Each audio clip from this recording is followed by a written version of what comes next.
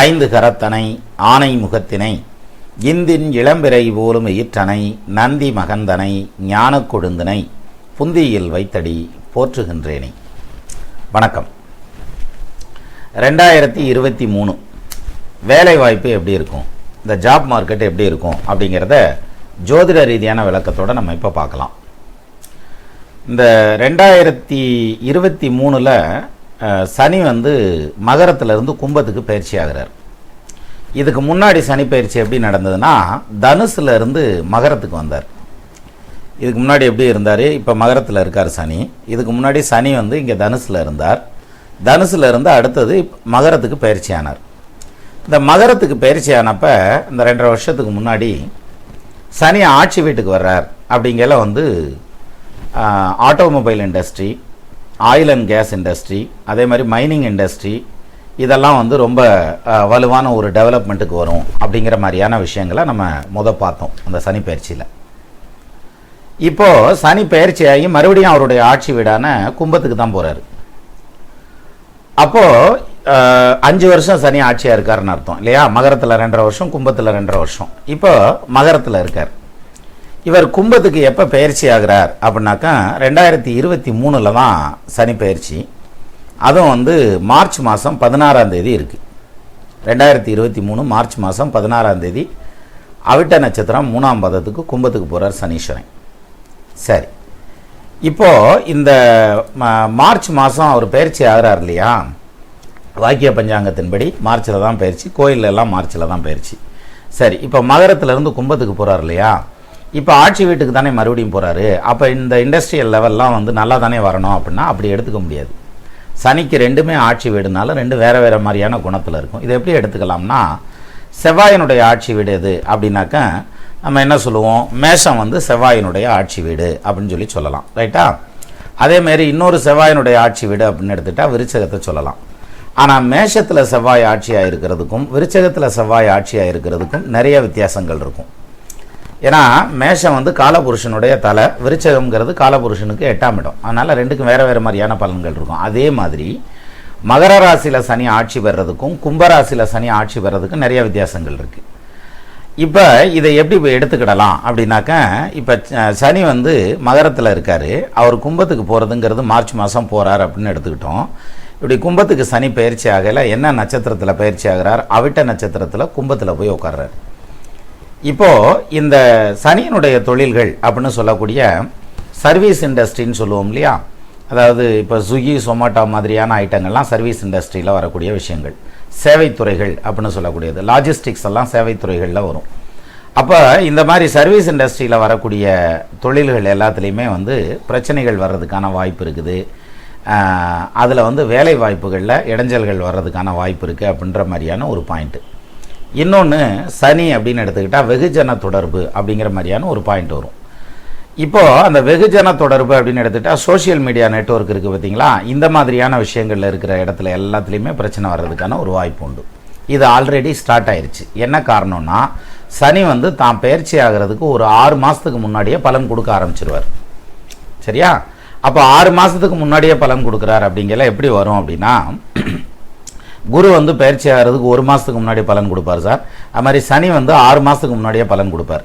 அப்படி பலன் கொடுக்கல என்ன ஆகுனா, இந்த சோஷியல் மீடியா லைனில் இருக்கக்கூடியது அது அதாவது வெகுஜன தொடர்பு அப்படின்னு சொல்லக்கூடிய அந்த விஷயங்கள், மாஸ் கம்யூனிகேஷன் சொல்கிறோம்ல, அந்த மாதிரியான லைனு ப்ளஸ் சர்வீஸ் இண்டஸ்ட்ரி, இது ரெண்டுலேயும் மெயினாக கை வைக்கும் அப்படிங்கிற மாதிரியான அமைப்பு.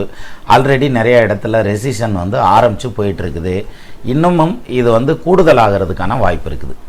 அதுக்கான வாய்ப்புகள் எப்பெல்லாம் இருக்குது அப்படிங்கிறத தான் நம்ம இதில் பார்க்க போகிறோம். ஏற்கனவே ட்விட்டர்லேருந்து நிறைய பேரை வெளியேற்றிட்டாங்க அப்படின்றதும், ஆப்பிள்லேருந்து நிறைய பேர் வெளில வந்திருக்காங்க, இன்னும் ஃபேஸ்புக்கிலேருந்து வந்திருக்காங்க. இப்படி நிறையா ரெசிஷன் நடந்துகிட்டே இருக்குது. அந்த வகையில் அதில் பெரிய அளவில் இம்பேக்ட் இந்தியாவுக்கு வந்து சேரலை இன்னும். பட் இருந்தாலும் இந்தியாவுக்கும் வரும் அப்படின்ற மாதிரியான ஒரு அமைப்பு இந்த 2023 எதிர்பார்க்கலாம் அப்படின்ற மாதிரியான அம்சம்.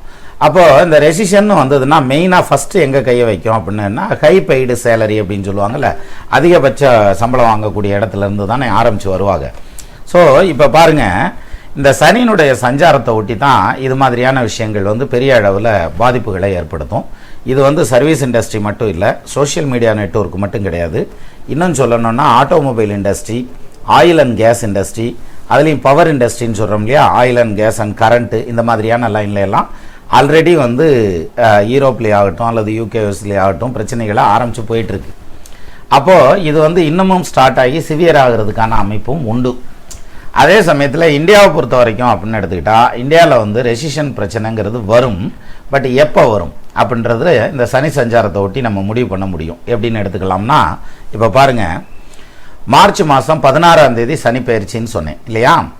இந்த சனி பயிற்சி ஆனதுக்கப்புறம் கொஞ்சம் இதனுடைய இன்டென்சிஃபை வந்து அதிகமாக ஆரம்பிக்கும். எது மார்ச் மாதம் மிடில் இருந்து பார்த்திங்கன்னா கூடுதலாக ஆரம்பிக்கும் ரெசிஷன் ப்ராப்ளம். அதே மாதிரி வேலை வாய்ப்புகள்ங்கிறது குறையிறதுக்கான வாய்ப்பு உண்டு. இப்போ படிக்கிறதுக்காக வெளிநாடு போயிருப்பாங்க இல்லையா, அவங்க படிச்சுட்டு அந்த படிப்பை முடித்து இந்த வருஷம் முடிக்கிறாங்கன்னு வச்சுக்கோங்க, 2023 படிப்பை முடித்து வெளியில் வர்றாங்க அப்படின்னா அவங்களுக்கு வேலை வாய்ப்பு கிடைக்கிறதுல கொஞ்சம் பிரச்சனைகள் இருக்கும். அவங்களுடைய தனிப்பட்ட பர்சனல் ஜாதகம் பலமாக இருந்து அதில் வேலை கிடைக்கணுங்கிற மாதிரியான அமைப்பு இருந்து கிடைச்சிடலாம். மற்றபடி மார்க்கெட் ஸ்ட்ராட்டஜி அப்படின்னு எடுத்துக்கிட்டோம்னா வேலை வாய்ப்பு கிடைக்கிறதுல பிரச்சனைகள் இருக்குது அப்படின்ற மாதிரியான ஒரு அமைப்பு சொல்லலாம். அது மட்டும் இல்லை, இந்த அதிகபட்ச சேலரி வாங்கக்கூடியவங்களுக்கும் வந்து வைப்ரேஷன் ஆகிறதுக்கு, வேலை வந்து வைப்ரேஷன் ஆகிறதுக்கான அமைப்பு இந்த டைமில் உருவாகும். சரி, அப்போ மார்ச் மிடில் ஆரம்பித்து ஜூன் வரைக்கும் போகக்கூடிய டைம் வந்து பார்த்திங்கன்னா இந்த ரெசிஷனுடைய பர்சன்டேஜ் கொஞ்சம் மெதுவாக கூடிக்கிட்டே போகும். சரியா, சரசரன்னு மேலே வந்துக்கிட்டே இருக்கும். நிறைய பேர்த்துக்கு வந்து தொழில் ரீதியாக உத்தியோக ரீதியான பிரச்சனைகளை சந்திச்சிட்ருப்பாங்க. ப்ராஜெக்ட் சேஞ்ச் பண்ணுறதுங்கிறது, கம்பெனியில் இன்டர்னல் சேஞ்ச் பண்ணுறதுங்கிறது, அல்லது சுவிட்ச் ஓவர் ஆகிறது ஜாப்ல இருந்து அப்படின்ற மாதிரியான பல விஷயங்கள் வந்து இந்த இடத்துல வர்றதுக்கான அமைப்பு இருக்குது. இதை தாண்டி வரையில், அதாவது ஜூன் மாதம் 28ஆம் தேதி 2023 ஜூன் மாதம் 28ஆம் தேதி சனி வக்ரமாகிறார். இது வந்து ரொம்ப குறிப்பாக பார்க்கக்கூடிய ஒரு முக்கியமான பீரியடு. சனி அந்த இடத்துல வக்ரமாகிறார் இல்லையா, 23 ஜூன் 28ஆம் தேதி வக்ரமாகி அந்த வக்ரம் வந்து கிட்டத்தட்ட அக்டோபர் மாதம் எண்டு வரைக்கும் கண்டினியூ ஆகுது.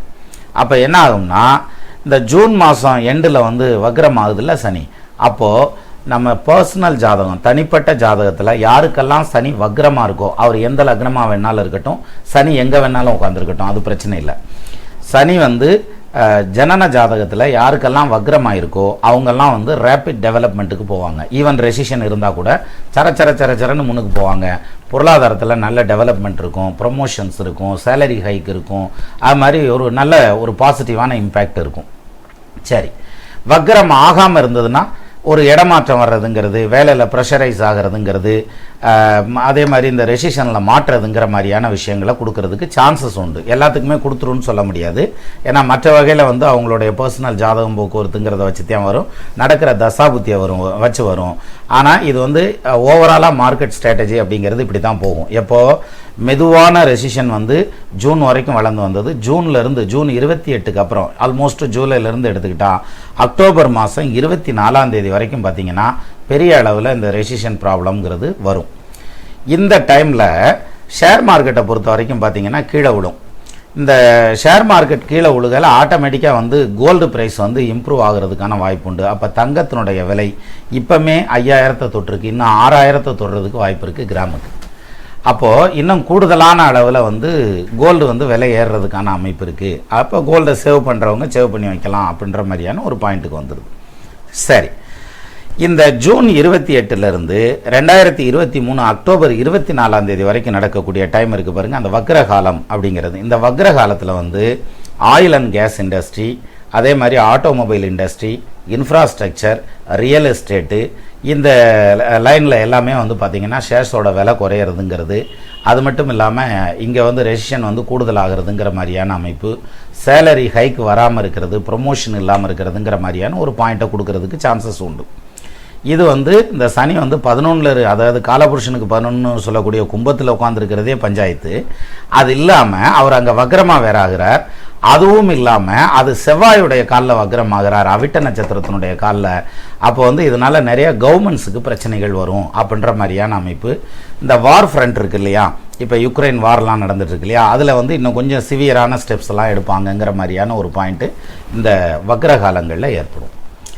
அப்போது அதை ஒட்டின விளைவுகள் அப்படிங்கிற மாதிரியான விஷயங்களில் இது எல்லாமே வந்து ஜாப் மார்க்கெட்டில் ரிஃப்ளெக்ட் ஆகும் அப்படிங்கிற மாதிரியான ஒரு பாயிண்ட்டும் உண்டு. இதில் முக்கியமான விஷயம் என்னென்னா, மற்ற நாடுகளுக்கு இருக்க பாதிப்பை காட்டிலும் இந்தியாவுக்கு இருக்கக்கூடிய பாதிப்புங்கிறது நிச்சயமாக கம்மியாக தான் இருக்கும். அந்த அளவுக்கு இருக்கிறதுக்கு வாய்ப்பு இல்லை. இதில் இன்னொரு விஷயம் இருக்குது. எப்படி எடுத்துக்கலாம்னா, இப்போ சனி வந்து 3ஆம் பார்வையாக மேஷத்தையும் 7ஆம் பார்வையாக வந்து சிம்மத்தையும் 10ஆம் பார்வையாக பார்க்குறதுங்கிறது வந்து விருச்சகத்தையும் பார்க்குறாரு இல்லையா? இப்போ இதில் எந்த பக்கம் வந்து அதிகமான பிரச்சனைகளை சந்திப்பாங்க அப்படின்னா, யூரோப்பியன் கண்ட்ரீஸு, யூஎஸ், யூகே அந்த மாதிரியான லைனில் இருக்கிறதுங்கிறதுல அதிகபட்சமான அந்த ரெசிஷன் ப்ராப்ளத்தை சந்திக்கிறதுங்கிறது இருக்கும். அதே மாதிரி ஆயில் அண்ட் கேஸ் ப்ரைஸ் ஏறுறதுக்கான வாய்ப்பு இருக்கும். மார்க்கெட் வந்து ஷேர் மார்க்கெட் வந்து ரொம்பவே ஃப்ளக்சுவேட் ஆகுங்கிற மாதிரியான ஒரு பாயிண்டெல்லாம் இந்த நாடுகளில் இருக்கிற ஏரியாவுக்கு சொல்லலாம். ஆனால் அதே இது இப்போ இந்தியாவை பொறுத்த வரைக்கும் அப்படின்னு எடுத்துட்டா அவ்வளோ அன்சர்டனிட்டி இருக்கிறதுக்கு வாய்ப்பு இல்லை. என்ன காரணம் அப்படின்னா, ஈவன் யூஎஸ் மார்க்கெட்டில் வந்து ஒரு சேஞ்சஸ் வந்ததுன்னா அது இந்தியன் மார்க்கெட்டில் ரிஃப்ளெக்ட் ஆகும் அப்படிங்கிற வரைக்கும் சேர்த்தான். பட் இருந்தாலும் இங்கே ஸ்டெபிலிட்டி இருக்கும் அப்படின்ற மாதிரியான ஒரு பாயிண்ட் வந்துடுது. அது மட்டும் இல்லாமல் இதில் வந்து நேரு வந்து நமக்கு இப்போ கல்ஃப் கண்ட்ரீஸ்லாம் எடுத்துக்கோங்களேன், இந்த ஏரியாவில் இருக்கக்கூடிய நாடுகளுக்கெல்லாம் பார்த்திங்கன்னா இந்த ரெசிஷனில் பெரிய அளவில் பிரச்சனைகள் இருக்காது அப்படின்ற மாதிரியான அமைப்பு. அதுலேயும் குறிப்பாக சொல்லணும்னா ஐடி இண்டஸ்ட்ரியில் இருக்கிறவங்க, அதே மாதிரி இதில் சோஷியல் மீடியா இந்த லைனில் இருக்கிறவங்க, சர்வீஸ் இண்டஸ்ட்ரியில் இருக்கிறவங்க, இந்த லைனுக்கு மட்டும்தான் இந்த ரெசிஷனில் வந்து கூடுதலான பிரச்சனைகள் வர்றதுக்கான அமைப்பு இருக்குது. Other then oil and gas and transport vehicles அந்த மாதிரியான லைனில் இருக்கிறத தவிர்த்து மற்ற ப்ரொடக்ஷன் லைனில் இருக்கிறவங்களுக்கு, அதே மாதிரி ஃபுட் ப்ராடக்ட் சம்மந்தப்பட்டது, ஃபுட் ப்ராசஸிங் சம்மந்தப்பட்ட லைனில் இருக்கிறவங்களுக்கு இதெல்லாம் வந்து டெவலப் ஆகிறதுக்கான அமைப்பு தான் இருக்குமே தவிர கீழே போகிறதுக்கான அமைப்பு இல்லை. ஸோ அந்த வகையிலையும் வந்து இந்த 2023 அப்படின்னு எடுத்துக்கிட்டோம்னா, அதுலேயும் குறிப்பாக அந்த சனி வக்ரமாகக்கூடிய காலம் அப்படின்னு எடுத்துக்கிட்டால் பிரச்சனைகளை கொடுக்கறதுக்கான வாய்ப்பு உண்டு. அதுவும் வந்து பொருளாதார மந்த நிலையை கொடுக்கறதுக்கான அமைப்பு, நான் சொல்கிறது வேர்ல்டு வைடாக பொருளாதார மந்த நிலையை கொடுக்கறதுக்கான அமைப்புங்கிறது உண்டு. இது வந்து ஜூன் 28 ஆரம்பித்து அக்டோபர் 24 வரைக்கும் நடக்கக்கூடிய டைம். அக்டோபர் 24க்கு அப்புறம் கிட்டத்தட்ட டிசம்பர் வரைக்குமே வந்து சனி வந்து வக்ர நிவர்த்தி ஆகிடுறார். ஆனாலும் அவிட்டங்காலில் தான் இருக்கார். சரியா? அப்போது இவர் வந்து அதே லைனில் இருக்கையில் எப்படி இருக்கும் அப்படின்னாக்கா, டிசம்பர் அது பாக்கி இருக்கிறது வந்து அங்கிட்டு 2 மாதம் தானே. இது வந்து இந்த ரெசிஷன் குறைய ஆரம்பிக்கிறதுக்கான டைம். ஆனால் சடனாக குறையிறதுக்கான வாய்ப்பு இல்லை, ரொம்ப ஸ்லோவாக குறையிறதுக்கான அமைப்பு இருக்குது அப்படின்ற மாதிரியான பாயிண்ட்டு சொல்லலாம். அப்போது இந்த 2023 பொறுத்த வரைக்கும் எடுத்துக்கிட்டால் இந்த மாதிரியான ஃபீல்டில் இருக்கிறவங்களுக்கு நிறைய சேஞ்சஸ் வர்றதுக்கும், அதே மாதிரி ஷேர்ஸில் இருக்கிறவங்களுக்கு நிறைய அன்சர்டனிட்டி வர்றதுக்குமான அமைப்பு இருக்குங்கிறதுனால இதில் கவனமாக இருக்கணும். இது மட்டும் இல்லாமல் இந்த கிரிப்டோ கரன்சி இருக்கு இல்லையா, அந்த மாதிரியான லைனில் பிட்காயினில் இருக்கிறவங்க, இந்த லைனில் இருக்கிறவங்களுக்கு வந்து இன்வெஸ்ட்மெண்ட்டில் ரொம்பவே கவனமாக இருக்கணும் அப்படின்ற மாதிரியான பீரியடு எப்போ ஆரம்பிக்குது, அந்த ஜூன் டு அக்டோபர் அப்படின்னு சொல்லக்கூடிய அந்த பீரியடில் வந்து கவனமாக இருக்கணும். இப்போ அதே இது வந்து உங்கள் பர்சனல் ஜாதகத்தில் சனி வக்ரமாக இருக்கார் அல்லது யோகாதிபதியாக நின்று சனி தசை நடத்துகிறார் அப்படிங்கிற பட்சத்தில் நிச்சயமாக அது யோகத்தையும் கொடுக்கும், தோஷத்தை கொடுக்கறதுக்கான அமைப்பு இல்லை. அப்போ அந்த பீரியடில் நீங்கள் எந்த ஃபீல்டில் இருந்தாலும் சம்பாதிக்கிறதுக்கான வாய்ப்பு இருக்கும் அப்படின்ற மாதிரியான அமைப்பு உண்டு. சிலருக்கு வந்து பார்த்தீங்கன்னாக்கா வேலை வாய்ப்பு அமையிறதுங்கிறதே அமையாது. அவங்க வந்து சொந்த தொழில் பண்ணுறவங்களா இருப்பாங்க, ஆனால் அவங்க வேலைன்னு வேலை தேடிட்டு இருப்பாங்க. அந்த மாதிரியான ஜாதகங்களுக்கு வந்து இது ஒரு காரணம் கிடையாது. ஆட்டோமேட்டிக்காக வந்து அவங்களுக்கு வேலையை தேடி அழுத்து போய் அப்புறம் சொந்த தொழிலுக்கு போவாங்க. சிலர் வந்து சொந்த தொழில் எடுத்ததுமே ஆரம்பித்து சக்ஸஸ் ஆகிறதுக்கான அமைப்பு உண்டு. பெரும்பாலும் உங்கள் ஜாதகத்தில் சனி வக்ரம் ஆகாமல் இருந்தால் யோக தசை நடந்து, அதுவும் வந்து அந்த சனியும் பாசிட்டிவான இடத்துல கோச்சாரத்தில் இருந்ததுன்னா நீங்கள் சொந்த தொழில் இந்த வருஷத்தில் ஆரம்பிக்கலாம். இல்லைன்னா சொந்த தொழில் ஆரம்பிக்கிறது இந்த வருஷத்தில் தள்ளி போட்டு நெக்ஸ்ட் இயர் ஆரம்பிக்கிறது நல்லாயிருக்கும். அதே இது உங்கள் ஜாதகத்தில் சனி வக்ரமாக இருந்தால் இங்கே ஜூன்லேருந்து அக்டோபர் வரைக்கும் நடக்கக்கூடிய பீரியட் உங்களுக்கு பாசிட்டிவாக இருக்கும், சுய தொழில் ஆரம்பிச்சுக்கலாம், சக்ஸஸ் ஆகிடும் அப்படிங்கிற மாதிரியான பாயிண்ட் எடுத்துக்கிடலாம். அப்போ மொத்தத்தில் மகரத்தில் ஆட்சி பெற்று இருக்கக்கூடிய சனி வேறு, இப்போ கும்பத்துக்கு ஆட்சியாகி போக போகிற சனி அது வந்து ரெண்டு வேறு மாதிரியான பலன்கள் செய்யும் அப்படிங்கிறத நம்ம புரிஞ்சுக்கிட்டாலே போதுமானது. அந்த வகையில் இந்த வருஷம் ஜாப் மார்க்கெட் கொஞ்சம் வைப்ரேஷனில் இருக்கும். அவங்களுடைய பர்சனல் ஜாதகம் நல்லா இருக்குங்கிற பட்சத்தில் எந்த பாதிப்பும் இருக்காது, பயப்பட வேண்டியதில்லை. நமது நண்பர்கள் ஆள் போல் தழைதழைத்து, அருகது போல் வேரூன்றி, மூங்கில் போல் கிளைகிழைத்து, முதியாமல் வாழ்ந்திருக்க வாழ்கவென வாழ்த்தி அமைகிறேன். வணக்கம்.